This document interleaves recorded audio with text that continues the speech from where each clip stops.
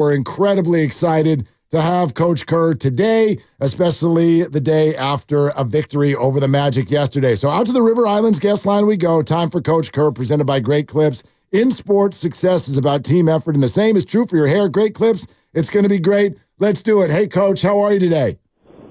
I'm good, man. There's a deluge out here. I'm driving to the airport on the way to Utah, and my wipers are flying across the windshield. Yeah, we're doing January and February this year. I don't know if you know. Yeah, we moved it back. That's right. Indeed, we did. So, hey, great win last night. We're going to get to a lot of different aspects of it, but also everybody thinking all about the deadline that looms. Let me ask you this. I mean, with so many big names already on the move, did you expect that kind of a deadline where this many big names would be bandied about? Well, I don't think anybody expected Luka to be traded. The word was out about Levine and Fox, and so I don't think that one surprised anyone. But no one on earth expected Luka Dončić to be traded. So, that shocked everyone.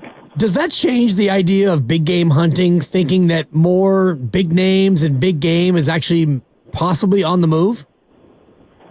You're talking about for just league-wide? Yeah, just in general, not you guys, but in a vacuum, like the idea of maybe other big names moving, is that something that becomes more possible now that we've had a couple of really big names go?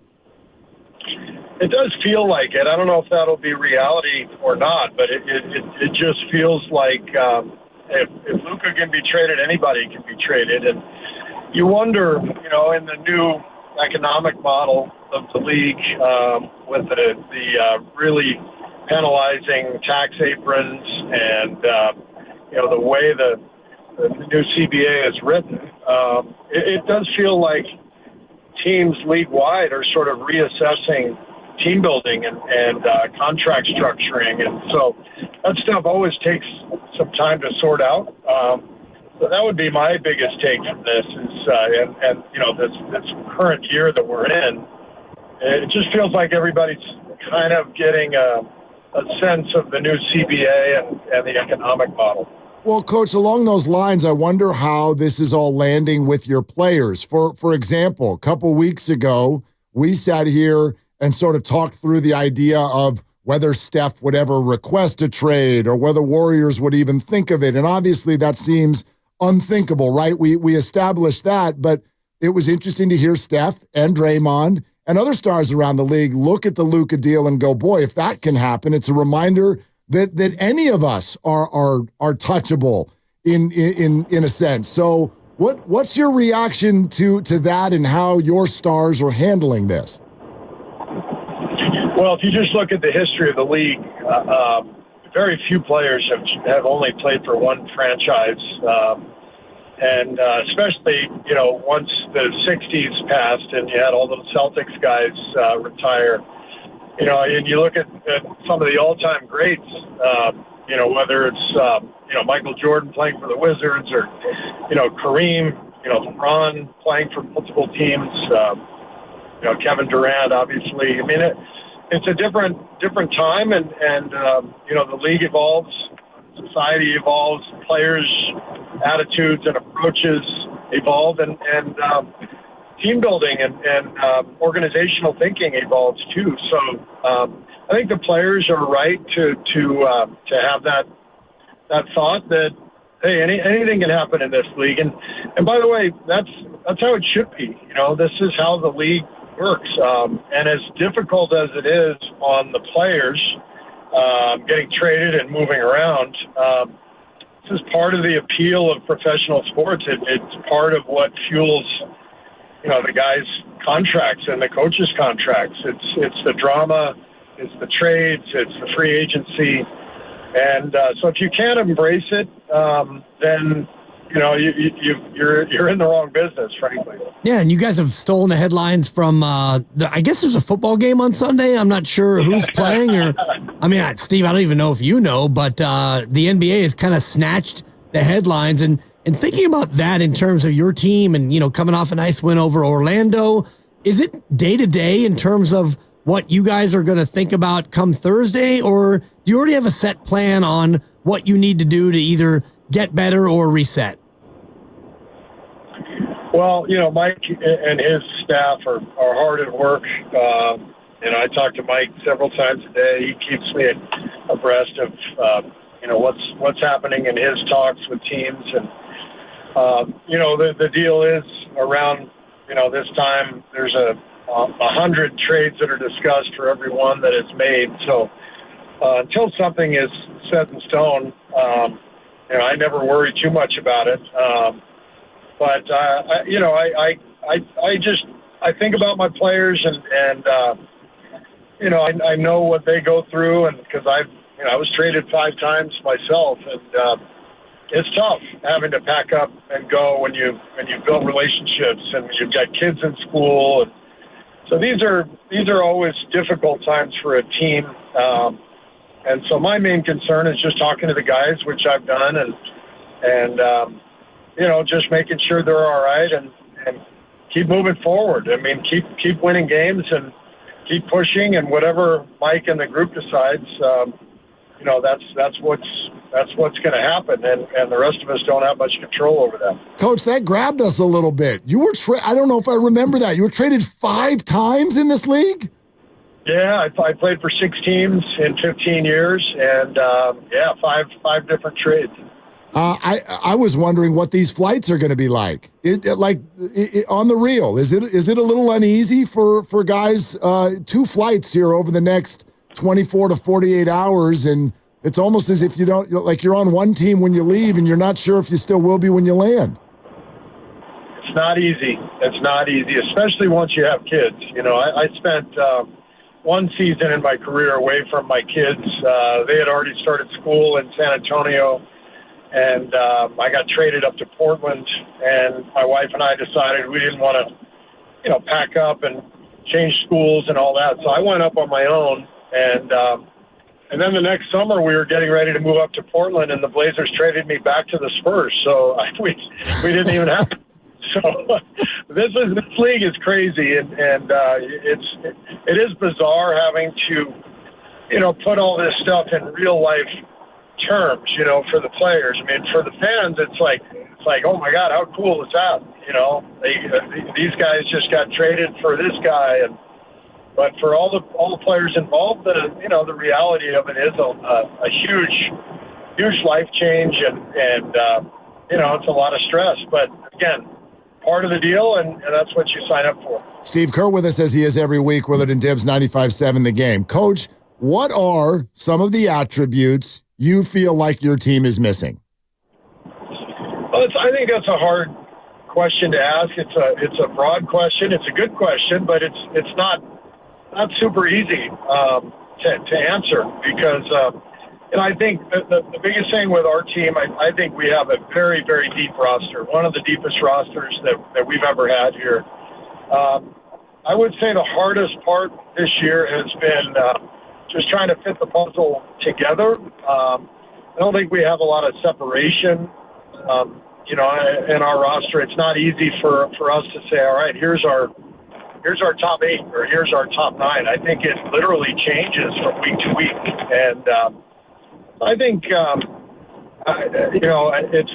it's a roster that has a lot of really good pieces and a lot of good players.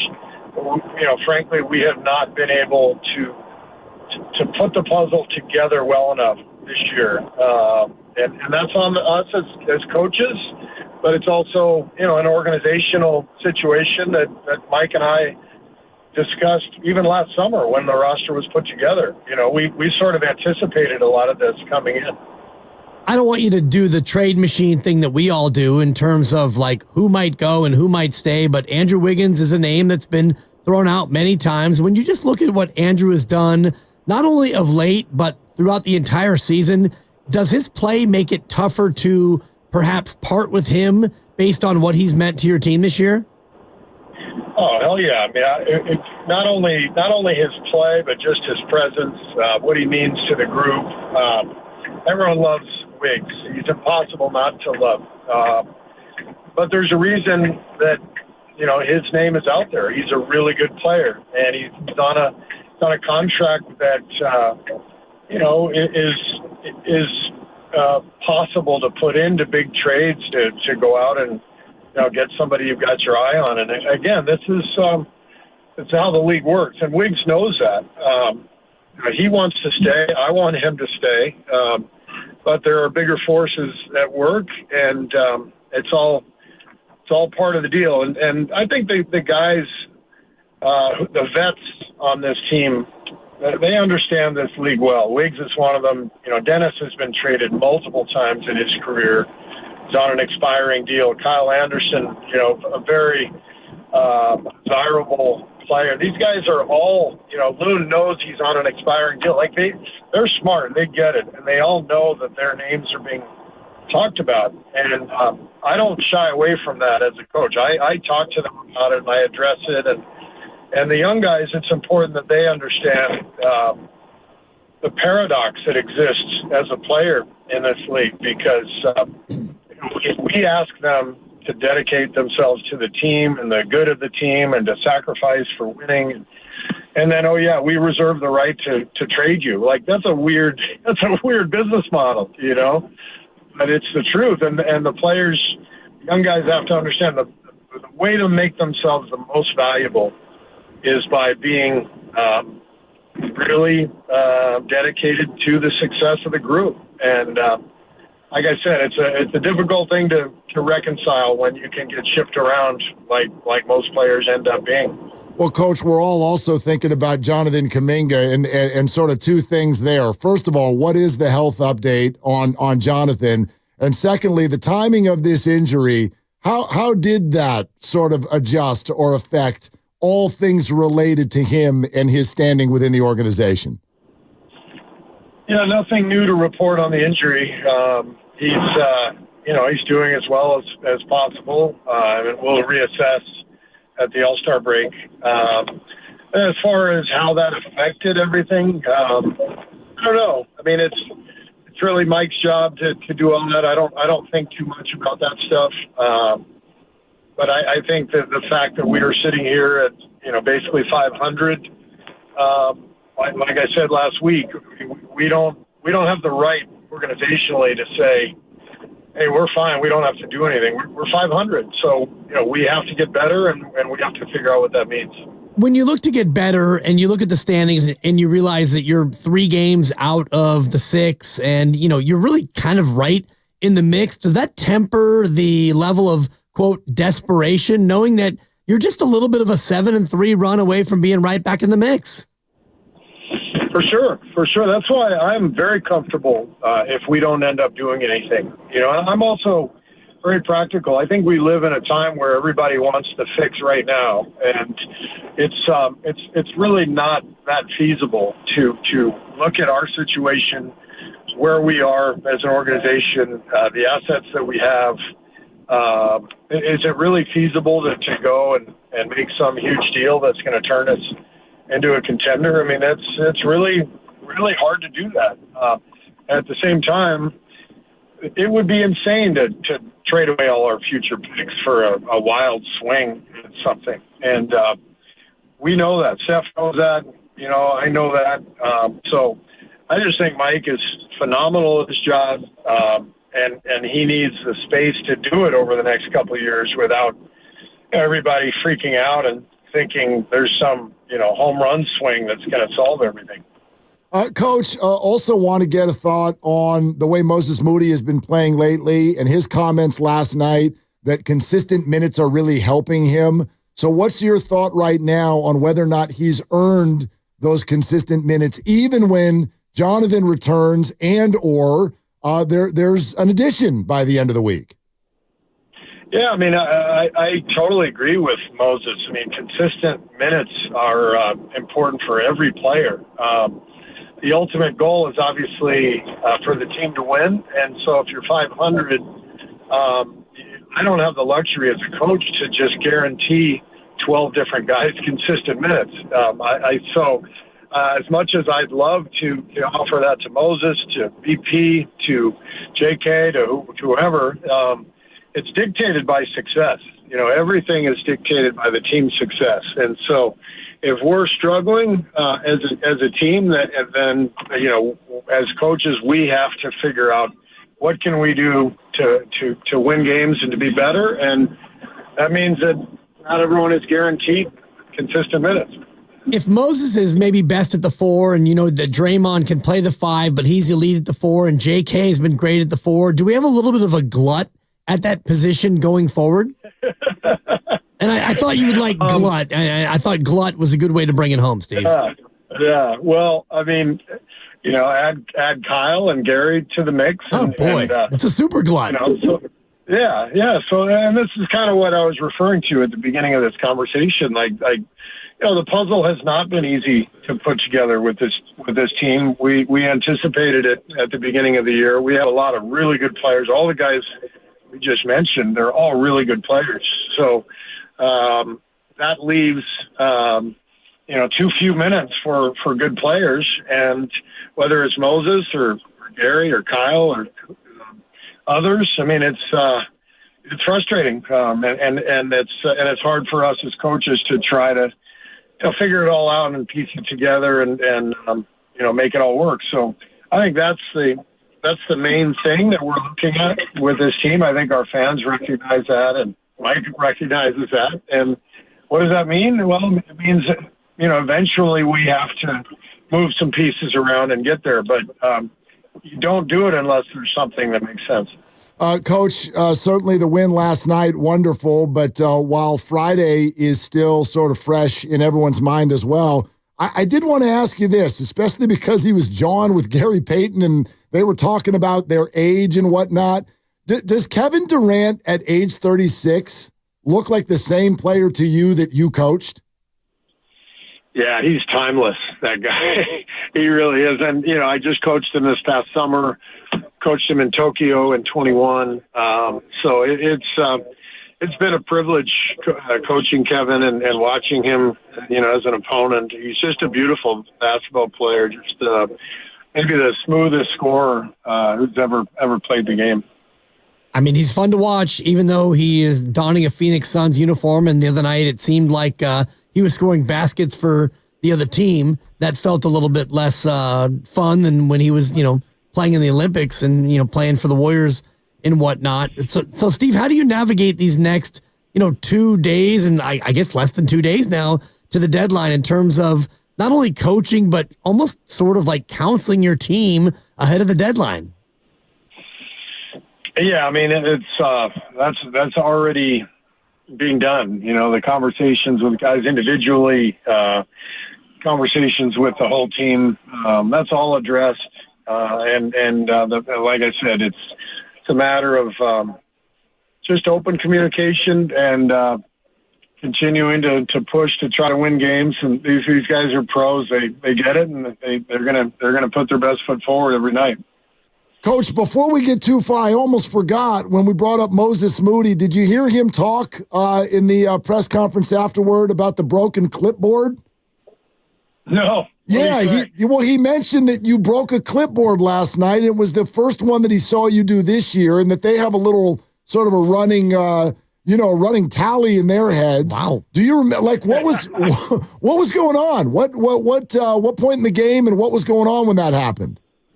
Well, we had a couple of brain cramps back to back, and the first quarter was really a struggle. But the second quarter, we started making some plays that, frankly, we should not make, and so I took a quick timeout, reminded them to lock in, and you guys know this. Every once in a while, I just lose my mind. Yeah. And, so I smashed the clipboard, first one in front of the players this year. Yeah, and a metal clipboard is much tougher to snap in case you need to upgrade to a more durable material.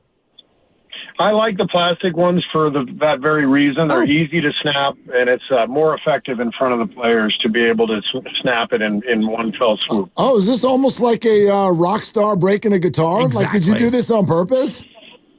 Yeah, or like the karate guy with the wooden, wooden board. It's similar. It's just an immense display of anger and power, all just corralled into this beautiful sort of lash. I love it.